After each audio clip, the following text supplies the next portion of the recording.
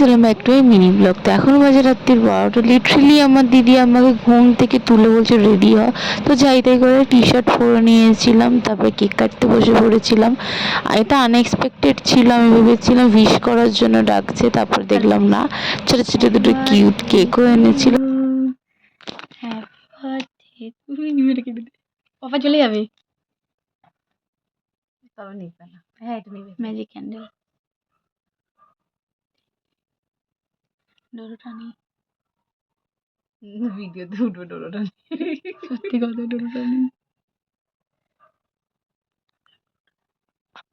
না না না, এটা তো কোথায় ছিল?